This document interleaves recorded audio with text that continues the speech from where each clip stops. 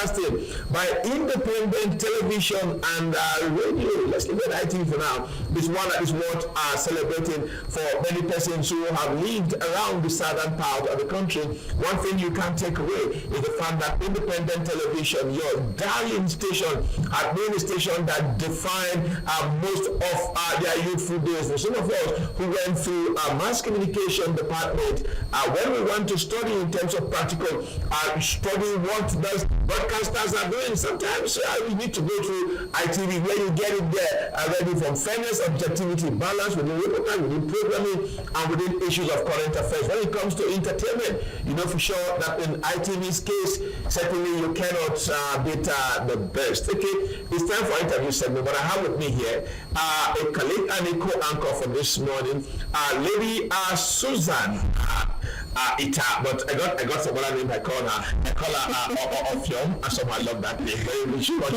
name Ofiom. Beside Ofiom, when you want to look for a trouble in the office, you call her Susanna, not Susanna. My name is not Susanna. My name is I thought my name is Susanna, not Susanna. So you don't call me Susanna and make it look somewhat traditional. Susan, you're welcome to the show. Thank you very much. It is a pleasure. So our guest for this morning will be Comrade Peter Ahmed, one very vast and deep in politics, former chairman of the Inter-Party Advisory Council, IPAC, with Chinedu Elekochi, who is a political affairs analyst, and we'll be looking at the game of defection, worry over a one-party democracy or a one-party state, with the announcement or the tsunami, or some call it the political earthquake that took place in Delta State. Many persons are worried that with the way the trend of things are going, we may likely be heading for a one-party democracy where the APC will just be the place to be. And if you look at what the PDP from Delta State are saying, so that they're saying that as far as they're concerned, can I call them the PDP because they moved, but they are officially moving to it, and they have the palm wine sweeter, and the other palm wine of the PDP appears to have sour. Okay, I think Susan, quickly, if we have Amber, I think we've got Amber on the line. If we have Amber on the line, quickly, let's go straight. Okay, thank you very much, Comrade Peter Amber. Susan and I will be interacting with you quickly. Let's get your take on what you think about the game of defection at a time when many are worried that the country is heading into a one-party democracy. What's your worry about this? This is what is happening this morning in Delta State. All the big names are there. The airport is congested, Asaba is congested, and the governor is saying officially now the wind is more comfortable than the umbrella. For me, good morning, Nigerians, and to presenters in the studio. For me, it goes beyond what the ordinary eyes are saying. It's about character, it's about discipline, it's about principle. If the people have entrust you with their vote based on the platform that you appeal to them to vote for you, and they rejected the other party, which is the APC, and they gave you a mandate based on this the party which you came to canvass for vote. It shows the level of disrespect, the level of a lack of confidence they have in the electoral process, and the disrespect for the electorate. Because if you believe that the electorate can determine this process of getting you elected, you won't believe in the entrenched political process by hanging your election on federal might. And we have said it several times that these federal might issues have been broken. If you look at what happened in Kano, in Kwankwaso, where Kwankwaso, from after losing the election, came and defeated federal might and was able to pull senators, House of Rep, House of Assembly, and the governor in the state.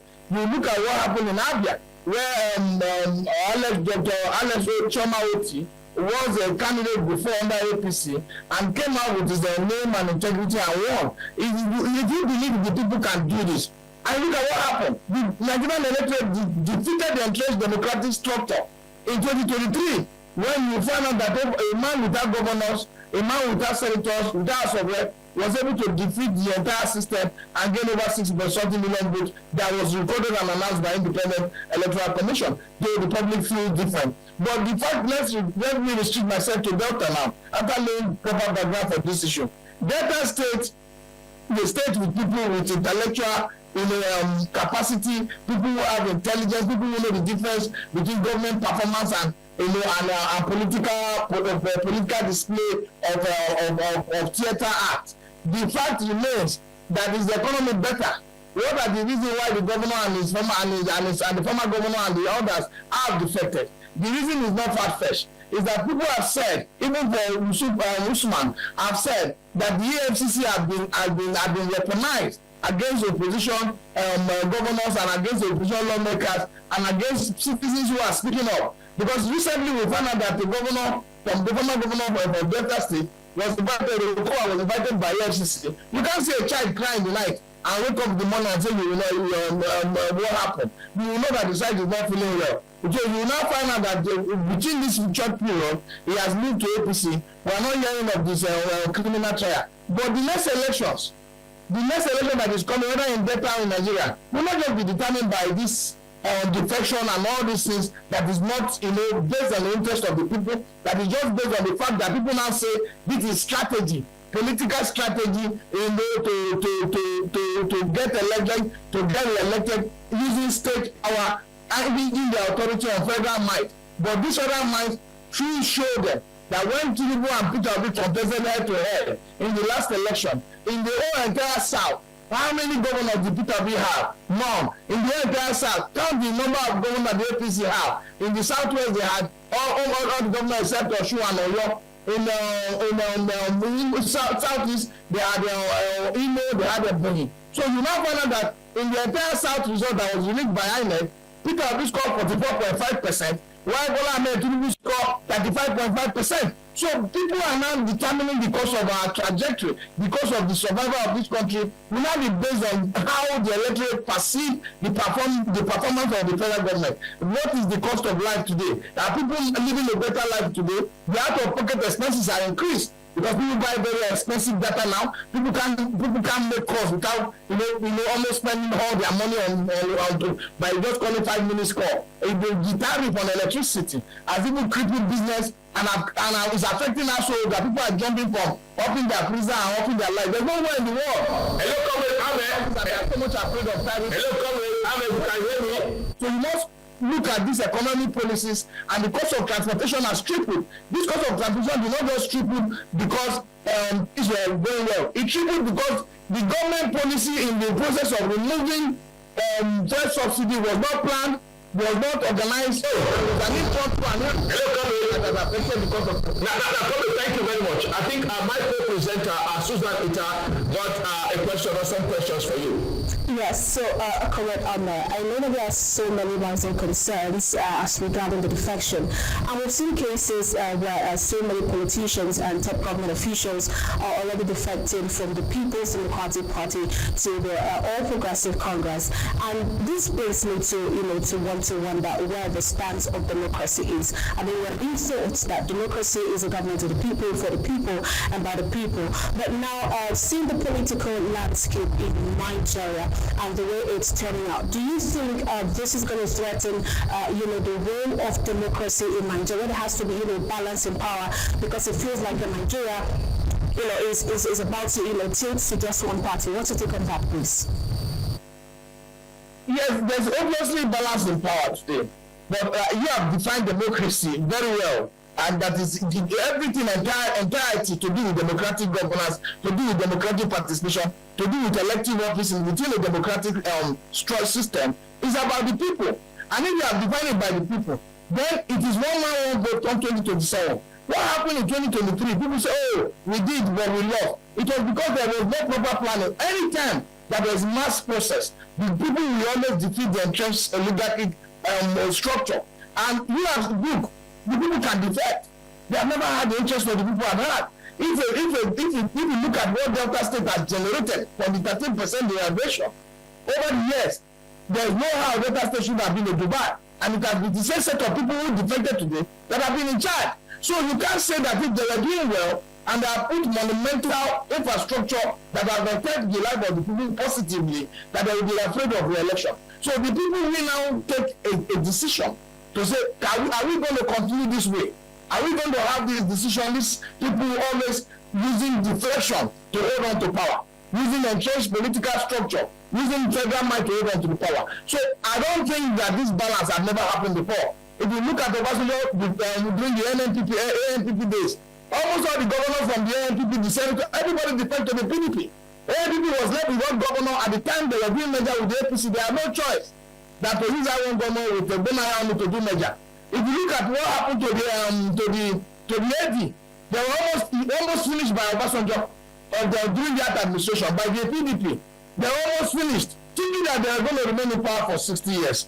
And Bola Ahmed Tinubu from the ACN had one governor and started growing up. See, it is not that he was powerful. It is that the people see through the shenanigans of the political operative in trying to want to kill our party structure, in trying to want to kill our democratic structure.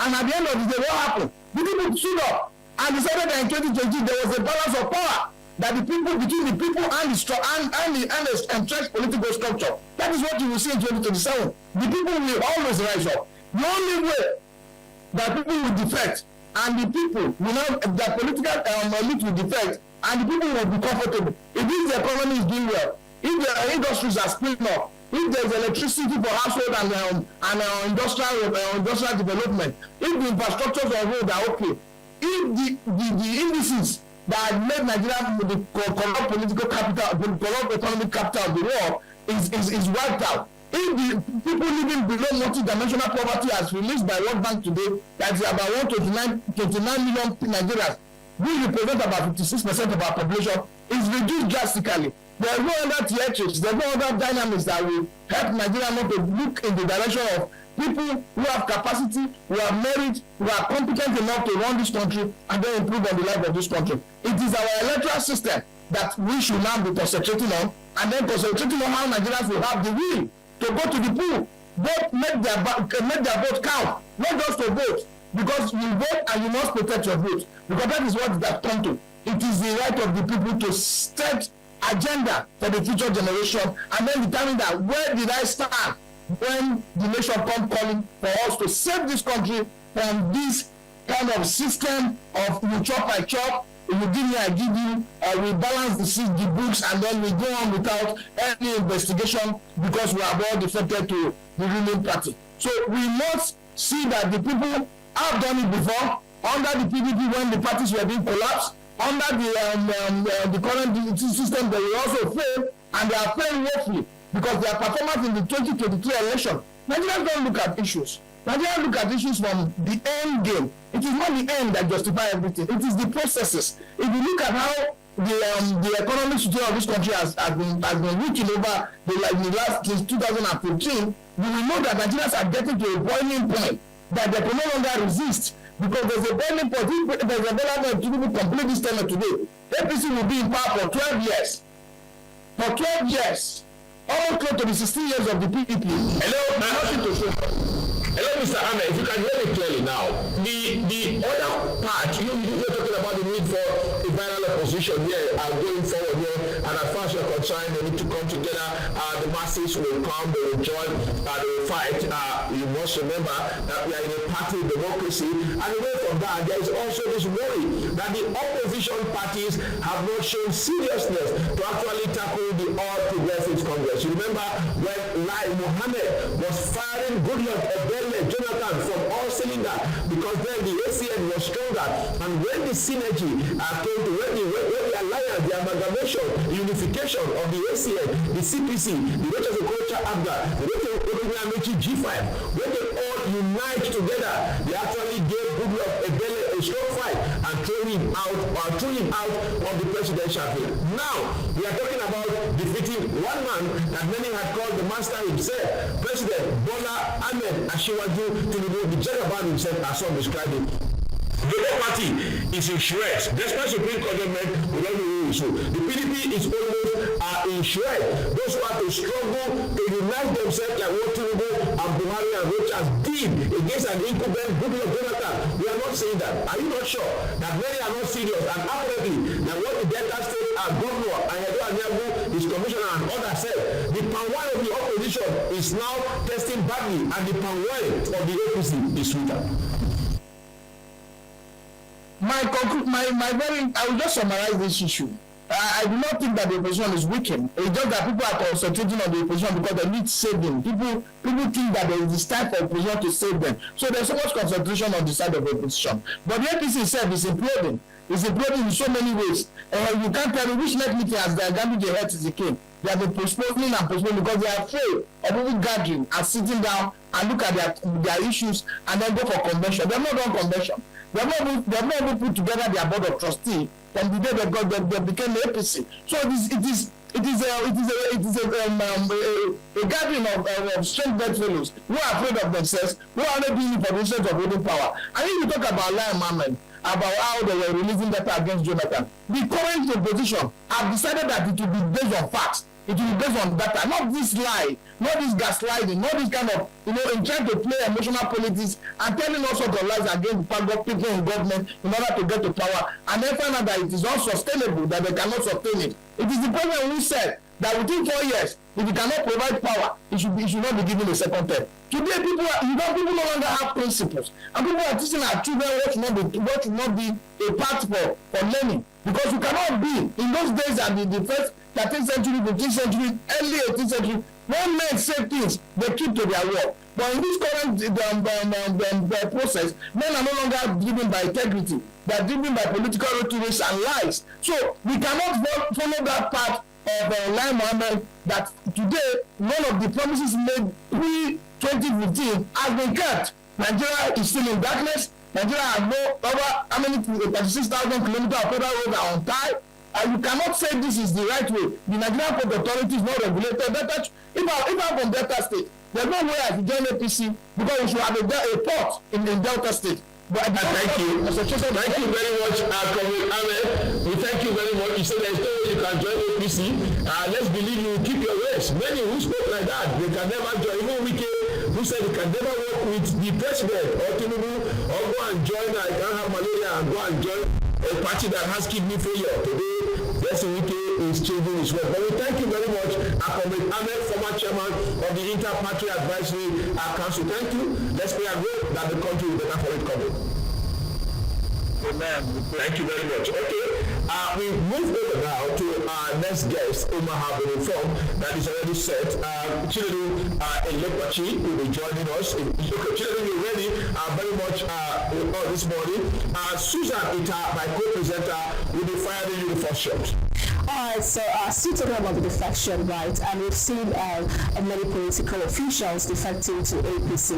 And I was talking about, balance of power here, right? In places where we have the APC, ruling and of course setting the order of the day, don't you think that, this would influence the 2027 election and the choices of the people, being that those who have the stronger hands of those in power, which happens to be the All Progressive Congress? Definitely. Let me salute my leader. How to keep our he was the first best. Peter was the national chairman of the Inter-Party Advisory Council. While I was the chairman of the political party, I worked in my part as a treasurer in my state, became public secretary, and also head surrounding the public, and I worked very in close relation with Haji Peter. Was the first in CUPP, since we are the chairman of CUPP in my state. Haji Peter is my leader, and I'm happy hearing him and this morning. So, about 2027 general election, of course, the high profile elections we are seeing that we don't shape the election. We don't shape the election of 2027. As we what we've seen, the opposition without any iota of fear, without being polemical with my words, the opposition today has been working. The opposition has been working, and in the ground of every day, the government in power is gaining momentum. Today, the people in Delta State, the governor will lead others of principles into the APC fold, and in coming days, other persons are going to leave the position to join the ruling party. So, the people in the ruling government will gain momentum every day, and it's going to shape the people in the election. And the implication of all this problem is the positions are being weakened by the day. So unless they get their act together, unless they can work in this coalition we are talking about, 2027 will be a walkover for the people in government. Here, I asked Godwin, and then I'll ask you quickly, at last our time flies ahead of us, joining Lagos on same conversation here going forward. The question is, when we talk about the government and others, the stadium and as already private now, everyone is coming, the airport congested with planes and private jets and all of that. Governors of Lagos State, big names coming, Adams, Ali Oshomole, the international chairman, Umar Ganduje, and several others are already pouring the APC, Chairman's Forum Chairman, representative of Imo State, they are all pouring into Asaba at this morning for the grand reception to receive Governor Sharif into the All Progressive Congress. Now, is the opposition not to weak deliberately of their own mistake, and they have refused to unite themselves, knowing that there is a biblical injunction in Matthew chapter 12 that says a house that is divided against itself cannot stand. Can they unite? As I ask, let me ask you again. Tinubu, Buhari, Rochas, Amechi, and all the group united to form a stronger team that threw good luck out of the villa with this extreme division when they work in shreds and in tatters. Are you sure they can make an impact? It's unfortunately the kind of leaders we have to be in the position political parties in the country. We have leaders that are selfish, that are something that all they care about is to make money from the system. So we don't have a specific leader. That's the challenge we have.